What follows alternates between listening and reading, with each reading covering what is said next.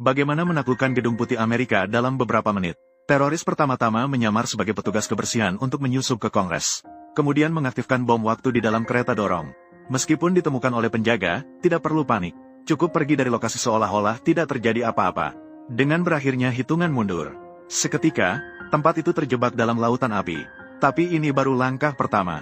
Sesuai dengan prosedur standar, pasukan khusus akan segera mengevakuasi kerumunan. Dan akan melindungi Presiden. Saat ini, giliran tim kedua untuk tampil. Mereka telah menyusup ke Gedung Putih sebelumnya dengan menyamar sebagai teknisi. Setelah menyingkirkan keamanan dan merebut senjata, kemudian mulai membersihkan penjaga di koridor.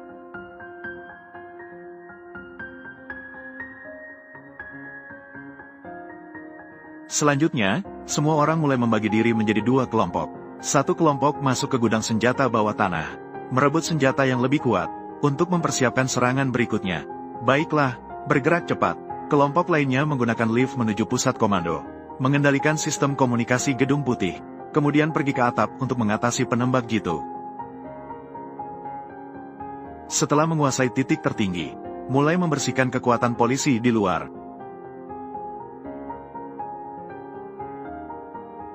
Seseorang menembak sebagai peringatan. Lalu mereka membuka pintu, mengizinkan kelompok teroris lainnya masuk. Dalam waktu kurang dari 5 menit, yang disebut sebagai benteng darat terkuat di dunia benar-benar jatuh. Sementara itu, militer mengirim 3 helikopter untuk menjemput Presiden. Namun, baru saja tiba di atas Gedung Putih, mereka diserang. Di bawah tekanan tembakan yang kuat, helikopter hanya bisa mundur terlebih dahulu. Setelah Presiden mendengar kabar ini, segera menuju tempat perlindungan darurat.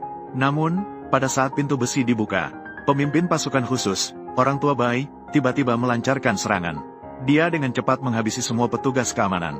Ternyata dia adalah dalang di balik semua ini. Setelah menguasai Presiden, orang tua bayi segera menghubungi Pentagon. Biarkan mereka menyiapkan $1 miliar dan sebuah pesawat. Jika tidak, bunuh semua Presiden dan sandera. Tapi ini hanya taktik penundaan dari orang tua bayi.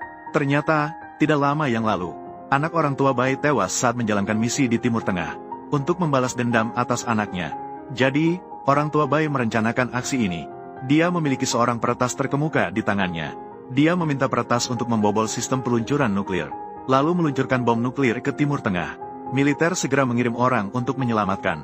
Mereka pertama-tama menggunakan tank untuk menerobos pagar, lalu mengarahkan senjata ke lantai atas dan langsung menembak.